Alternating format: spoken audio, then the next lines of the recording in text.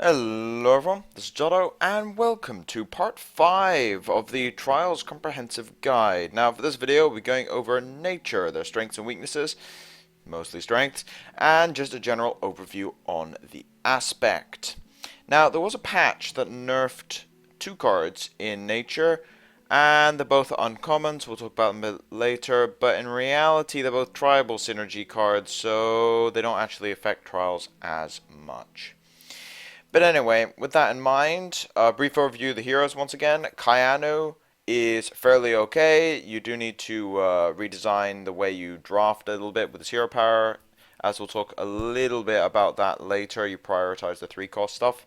Advanced Neva can be very, very powerful, but you need resources in hand, and as a result it works much, much better with, strangely enough, aspects that can provide a small amount of card advantage, so you keep cards in hand. Like blue plus nature can actually work fairly well with advanced Neva, but in general it's just a powerful hero power. And basic Neva, the king of aggro when it comes to hero powers in trials. Any green-red deck would definitely like picking this, but it can be used with a lot of things. Like with Dominion, you can get native terrain on deadly creatures, and that's disgusting. So yeah, the hero power is very, very good. So good start. All 3 heroes are fairly powerful. Now on to the commons. I'll be basing these off, well, card advantage, tempo, especially tempo in the case of green, and also versatility. So first things first, let's get the not so strong cards out of the equation, shall we? Electric Aura is probably the weakest of the common creatures. It's just a bad 2-drop. It's actually a 3-1 in trading. It's not awful, but it's just a really bad spoiled aristocrat. Basically, it costs twice as much, and it doesn't get the attack bonus permanently. So yeah, that's the bad common out of nature. The other common that isn't fantastic is Brother-in-Arms. Brother-in-Arms isn't bad though, because its stats for its cost are not abysmal. They're pickable, but its main strength is actually the fact that they're common, so you can probably pick 2 of them. I don't like picking up a 3rd one, but you can pick up 2. So if I see a Brother-in-Arms, I don't feel too bad picking it in the first 10 cards, because then you'll probably get a second one. And then it actually is a very, very good card. So if it's in first 10, I'd probably pick it up, but if it's past that, I don't know. It's at your own discretion depending on what it's against. But I'm not a big fan of it unless it's early in the draft, because then you can get a second copy. Now you can always just divine offering the second copy if it's in your hand when you want to play the first copy to get it out of your deck. So it is a reasonably okay card. I wouldn't feel too bad about picking it. Now the third not too good common is Elven Skyrider, which is actually not too bad. The 2/2 body with flying is respectable, but the reason it's stronger than the other 2 is because with Kayanu this becomes a monster, because it has that magical 3 cost, and it means that you can get down that 2 mana. It's delayed, but it's a 3/3 flyer with 3 speed, and we've gone over this with the Aurite from last video. Those stats are not to be laughed at. That is difficult stats to handle. So in Kayanu, it's actually quite a high pick. Not over like some of the crazy, crazy good commons in nature, but it's definitely a high pick in Kayanu. Outside of that, not fantastic. But you don't feel too torn up about picking a Skyrider, to be honest. Now, the rest of the commons, the other 4 common creatures, are all very good. Elf Scout is not top tier, but it's surprising how good a 1/1 with 4 speed is. This surprises a lot of people, both in Constructed and Trials. The main thing is it means you can trade up, because you can use the Elf Scout to absorb 1 damage and then use your actual creature that you want around to kill something. Not quite for free, but you're trading a 1-drop for like a 3-drop in some cases, and that's massive tempo gain. It also is the most annoying chump blocker in the world, because you can't really get past it. 4 speed is difficult to get around. And on top of that, because you got stuff like Ambush Strike, it means you can get past all the other blockers, kill that key creature with a combat trick. So it's actually surprisingly good. I wouldn't underestimate it. Getting a 1-drop on turn 1 that isn't awful in the late game is fairly nice. It's not a top tier pick. The top tier picks come in the 2-drop slot. But yeah, Elf Scout isn't actually that bad. Elf Warrior. one of the most insane commons in Trials, period. I think the only 2-drop that even comes close to this is Assassin. Like Shadow Step Assassin from Dominion. That's how good this thing is. 2-2, 3-speed is just a crazy, crazy good body because most aspects can't handle 3-speed 2-2s on turn 2. So you just play your Elf Warriors and then you just win combat for the rest of the early game. Any deck with like 4 or 5 of these things will probably just go 10 wins on its own because Elf Warrior is absolutely crazy and basically allows you to win any combat in the early game. Sunrise Fairy, it's a bad Elf Warrior, but it's still very good. That's the funny thing about it. It's not as good as Elf Warrior. Flying for 1 speed, flying for 1 HP would be a good exchange if it was 2 speed.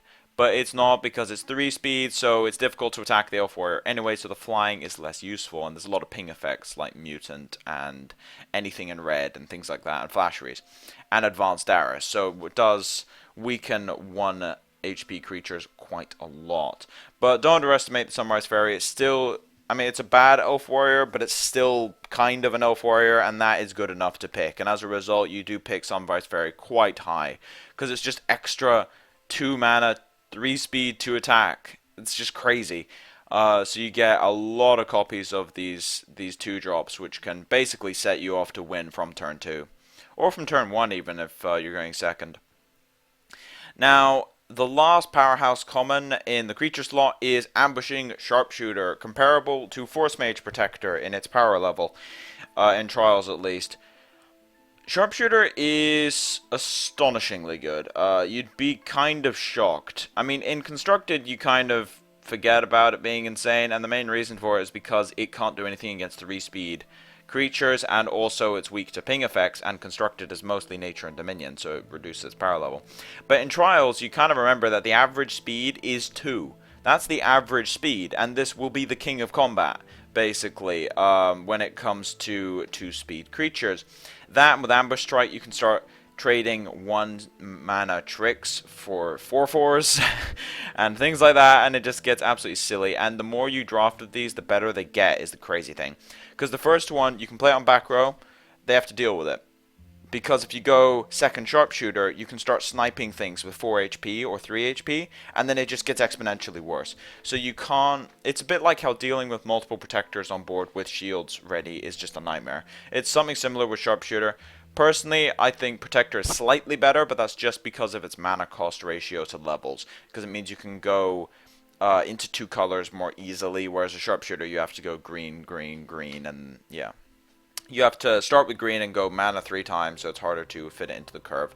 However, considering how powerful the elf like warrior is, and elf scout and things like that, and Sunrise Fairy, you're gonna be in green at the beginning probably anyway, so it still maintains its very, very powerful spot on curve.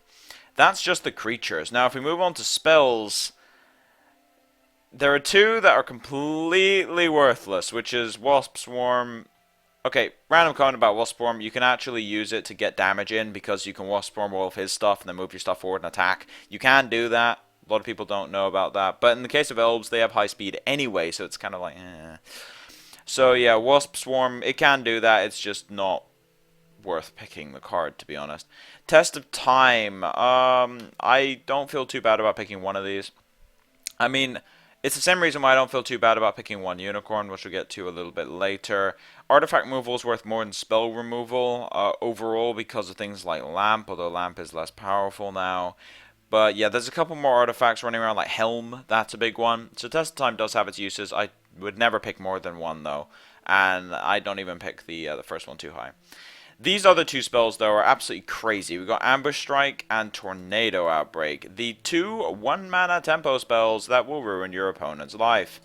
So, Ambush Strike, much like Touch of Light from the Order overview, is an incredibly strong combat trick because it just allows you to go 1 mana and then you make up a massive mana difference. Because 4/4 is where creatures tend to cap out, and if you put this on a Sharpshooter, you get to kill that 4/4. So you basically just traded 3 mana up, which is nuts, on a 1 mana trick. So it can do stuff like that, which Touch of Light can't do. Touch of Light does have a more permanent use, however, so I would say Ambush Strike is slightly stronger, but it's not as much of a difference as you'd expect. just by looking at the cards at first. But yeah, the Amber Strike is a very, very strong trick. It is not the most powerful one in Trials, though. That goes to Tornado Outbreak.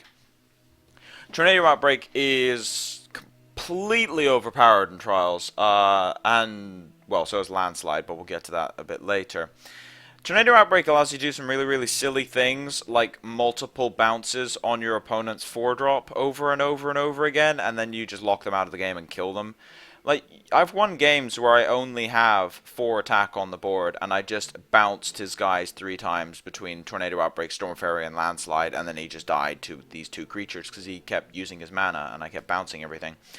You do lose out on card advantage, but card advantage doesn't matter if they're dead. That's basically the logic behind Tornado Outbreak, and it should never be underestimated. Very, very, very powerful spell. Instant speed as well is what makes that crazy.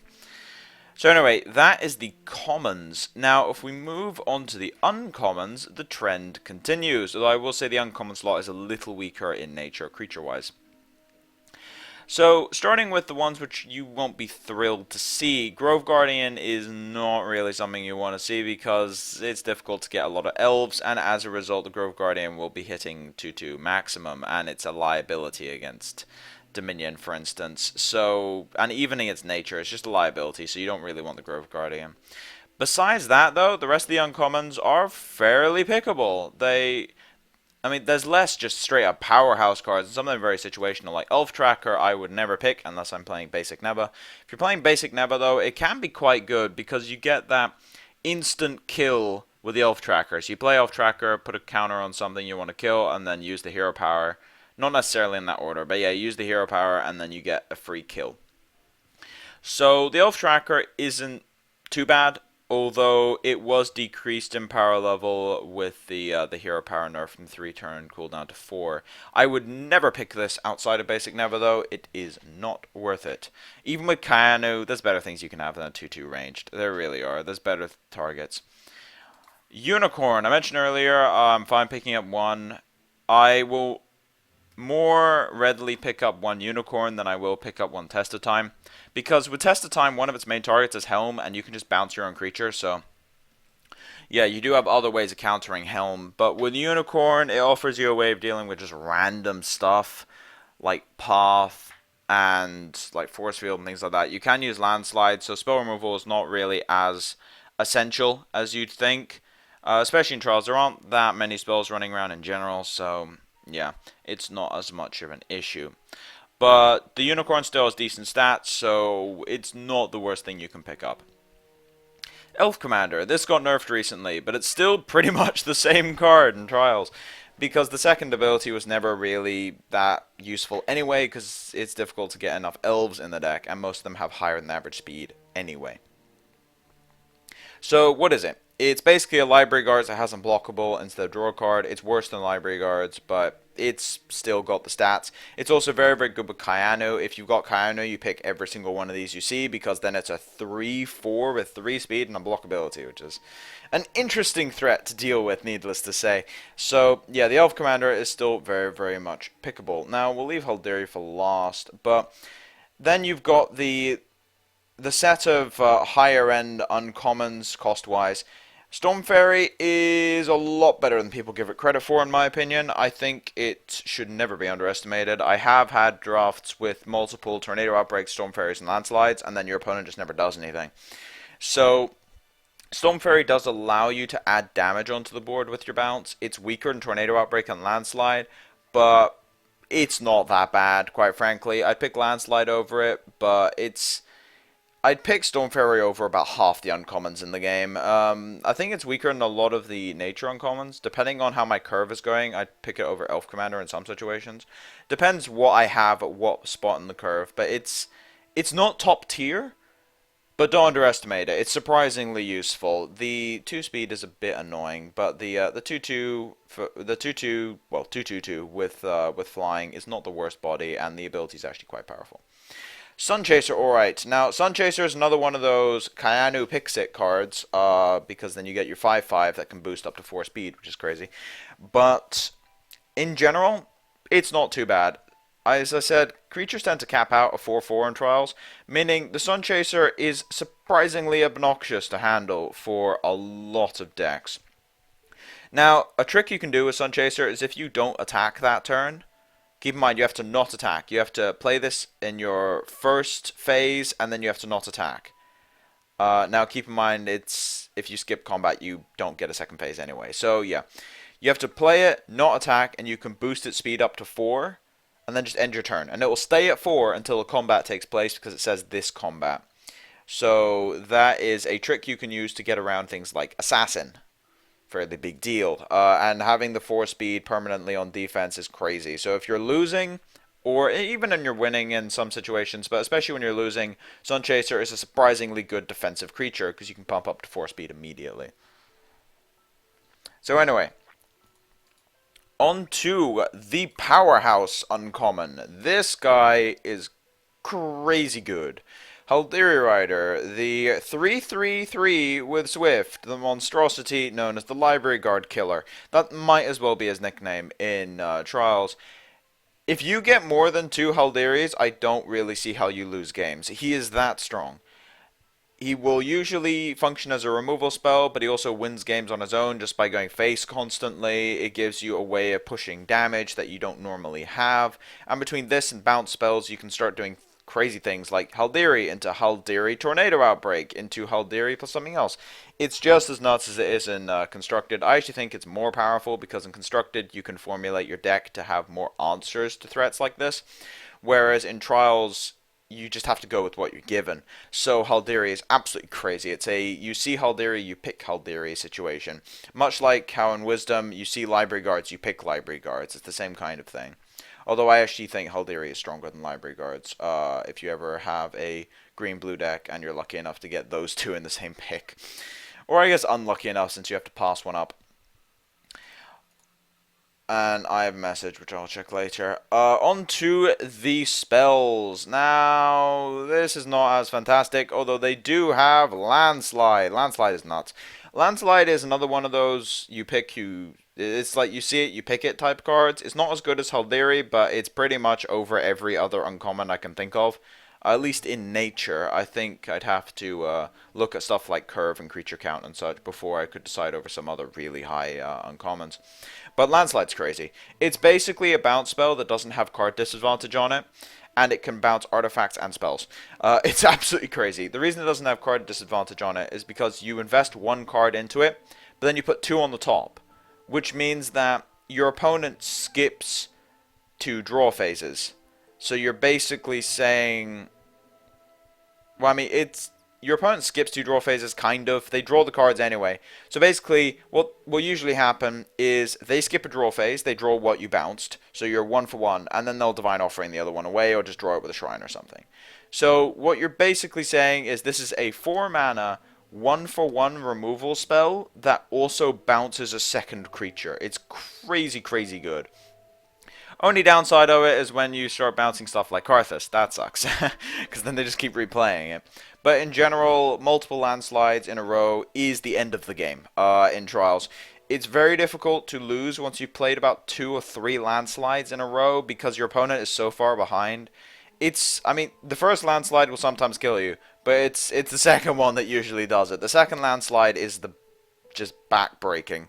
On top of the fact that you can go things like landslide into Storm Fairy into landslide into like another bounce, and your opponent's so far behind that the game is basically over at that point. That's nature's real strength. Besides creature quality, which they do have in spades, their real strength is these like large amounts of lower rarity bounce spells. Those are crazy. Now the other 2 spells, Vegetation Blockade is completely unpickable because as soon as your opponent breaks it, you're down a spell, and you didn't really tempo them that much, because, yes, they lose 2 mana, but you also lost 2 mana, so it's not worth it. Mantle of Winds, not as bad as it looks. It's not a high pick by any means, it's a fairly low pick, but I've used Mantle of Winds as some decent use. Mantle of Winds and Murder Instinct are both better than they look. They're not high picks, but they're pickable, and as far as I'm concerned, that's good enough for an uncommon that isn't too good on that scale. So anyway, on to the rares. Now, and I appear to have forgotten something, haven't I? Yes, I have. Elven Shrine. Elven Sanctuary. This got nerfed recently. It was never a very high pick in the first place. Depends on how many elves you have. I think if you have 5 elves, then you should pick up an Elven Sanctuary. Any less than that, it's a bit sketchy. So yeah, 5 elves is usually the breaking point there. Nowadays, it's even weaker, so maybe 6 elves even, but it's an okay skill shrine. Considering how bad some skill shrines are in Trials, I'll give them a pass in the Elven Sanctuary there. On to the rares. Enchanted Spring. Enchanted Spring is not fantastic. It does have its uses, but it's very situational. And it's the kind of thing where it works well if you have like multiple mesmerizing spirits in your deck, if you have that color combo. Or sometimes with Advanced Neva you can keep looping creatures. So that is a thing, but I don't know. You need a lot of enter the battlefield effects to make this worth it. So I'm not particularly sold on it. Call of Yalaya. Now, fun fact, actually, I have had a draft where I had 0 targets for a Call of Yalaya in my entire deck. Yeah, don't pick Call of Yalaya if that's the case. However, if you've got, say, quite a few elves in your deck, and maybe a Nana or something, or just in general, like if you have not that many 2-drops, if you only have, say, 2 elf warriors as your entire 2-drop set, pick a call. Because if you pick the call, you can play it on turn 1 and guarantee your 2-drop. That is pretty much worth picking on its own. It's not fantastic, it's less of a toolbox card in Trials. I mean, if you've got an Ancient Treant, sure, you can tutor for it, that's fine. But in general, it's more of just a consistency booster. So, Call of Yalaya is possible, but you need to really look at how your deck is shaping out. Jungle Death Trap, surprisingly powerful. So, this works very, very well with 2 of the 3 heroes, but in general, the effect is just powerful, because if your opponent stumbles, they start taking 4 damage a turn, and then they eventually get their creature down, and then it trades. And 2 mana is pretty much the least amount of mana you'll be seeing on a regular creature, because 1-drops are not as popular, because a lot of them are quite bad. Now, there are some exceptions, and Death Trap is notoriously bad against Infected Survivor.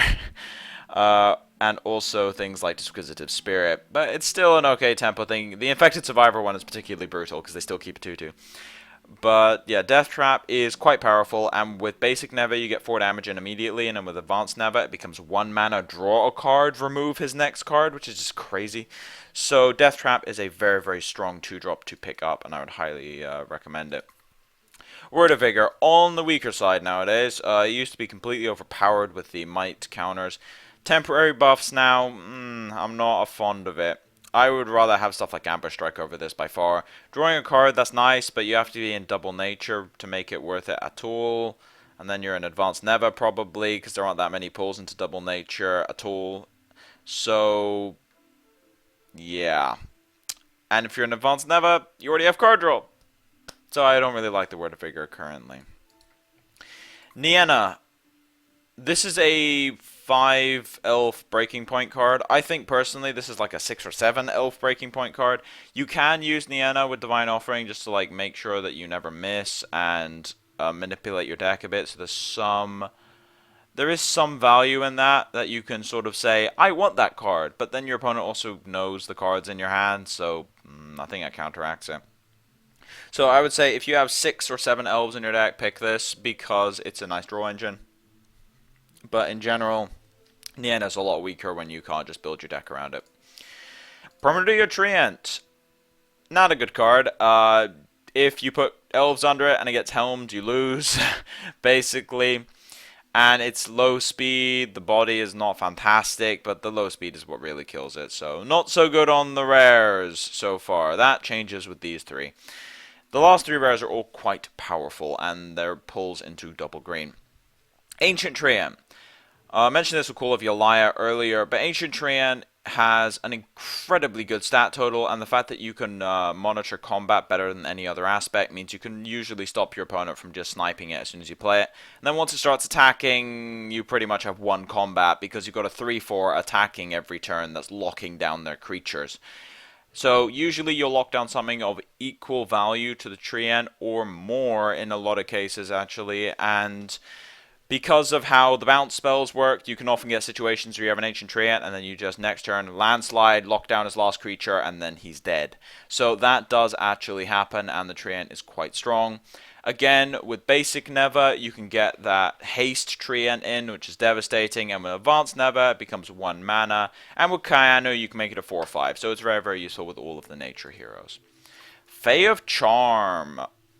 Fae of Charm feels very unfair sometimes when you're playing against it. It's quite a good card. It's one of those cards that's very, very vulnerable to removal of all kinds, and will feel positively useless against Advanced Darius. But Fae of Charm is quite powerful. It's not as strong as a lot of the other cards with this kind of cost. Like, I'd rather have a Guardian of the Faithful or a Phoenix. But it's not too bad. I'd rather have a Drayla, for instance. It's not too bad, though. It will let you push damage. It does help that it kind of works with the theming of your deck. Usually with nature, which is bounce and tempo and advantage through mana gain as opposed to card advantage. And Fae of Charm does help with that. You can also get some really funny lethals like stealing Dread Knights. This has happened. So yeah, it does have that haste component to it, where if you can attack with something else, then the Fae of Charm trigger will go off. Now, the last of the rares, the new Incarnate, well, new, Life Force Incarnate. So, Life Force Incarnate is surprisingly powerful in Trials. It's actually one of the stronger Incarnates in Trials. As in, top 3. Yeah, I think it's top 3. Simply because of how the Wisdom and Dominion Incarnates tend to work. The Rage one's okay, but it doesn't... It requires a lot of investment to make it actually worth it. Whereas with Life Force Incarnate, it usually be a 3/3 or 4/4, so you're looking at like a Sun Chaser type stats with Trials. But it also draws you cards. So having card draw off this, it's a reasonably difficult to deal with threat, and it also draws you cards, which you don't really have in your aspect, so that's a big deal. It also, you can ramp it out with Kayanu, and that's kind of difficult though, because you need that 3 levels. But you can ramp it out with Kayanu, or just play it for 2 mana and then play some other stuff to mitigate the tempo loss a little bit. It doesn't work with Kayanu in the way where you can get it onto the board and then use its ability immediately. That does not work. However, it does give it the +1/+1, which may be relevant. With basic Neva, yes, it's a hasty threat, but honestly, I think if it's big enough to matter, you're probably already winning to a point when you don't need the Life Force Incarnate. So the synergies are not as high as with the actual heroes, but the card itself is quite strong. Advanced Neva can use this the best because you can start recycling creatures specifically, which feed with your hero power. Now, lastly, we're going to go over the epics. Now, both epics are questionable. Summoner Druid does let you get some tempo, which is nice, but it's not as powerful when you can't put an entire myriad of just 2-drops in your deck. So, because of that, it's weaker than it is in Constructed. Still pickable. It's at its best with Advanced Neva because you can start powering out creatures when you want to use your hero power. But in general, it's an okay card in Trials. It's definitely not top tier epic, but it's an okay one. Grand Reunion, again, not top tier. You really need to kind of... This needs 5 or 6 of the Elf, Spirit, Plant, blah, blah, blah, that you can actually put into play. You can put things like Storm Fairy into play as well, which can be handy, but you really do need that 6, maybe even 7 targets for this before it starts becoming reliable. 4 aspects is a lot to ask as well. I don't tend to like picking Grand Reunion unless I'm in double in both colors anyway, so if I have a Karthus or if I have Advanced Darius along with some Fae of Charms, that has happened. So I'm not a big fan of Grand Reunion in Trials, but it's an okay card. This is actually where some of Nature's power tends to taper off a bit, is in the rares and epics. It's not quite as good as it is for some stuff like Dominion, where they just have crazy, crazy powerful rares and epics. But overall, what really matters is the uncommons and commons. And as we went over earlier, the uncommons and commons are where the true power of Nature comes in, where you've got some ridiculously high hit rates on the powerful commons. Like, just looking at this from just at a glance here, depending on your hero, you've probably got 3 commons that you don't really want to be picking, and the rest are semi-viable with 4 of them. Is it 4? No, it's like 5. 5 being absolutely amazing, and then like 6, arguably 7, depending on your hero, being quite good. That's just on the commons. That's way higher than we got for either Wisdom or Order. And then on the uncommon slot, it's a bit weaker, but you still have some fairly higher power level stuff here. So, yeah, the uncommons and commons is where nature gets a lot of its power from. And ultimately, when it comes to trials, that's what you should be looking at, is those commons and uncommons. Because rares, yes, you get a couple of them per draft, and same with epics. But the majority of your deck is going to be commons and uncommons, and that's what you should be basing stuff on. Dominion, I think, is the only aspect that has something close to nature's quality at lower rarities, but then has the crazy, crazy powerful stuff at higher rarities as well that you can get, and it can just define your deck. But anyway, that is my full overview on nature for trials. Thank you all for watching. If you like the content, please subscribe. If you have any feedback, want to ask me any questions about the video, put it in the comment section below. But as now, it's been Jotto, signing off.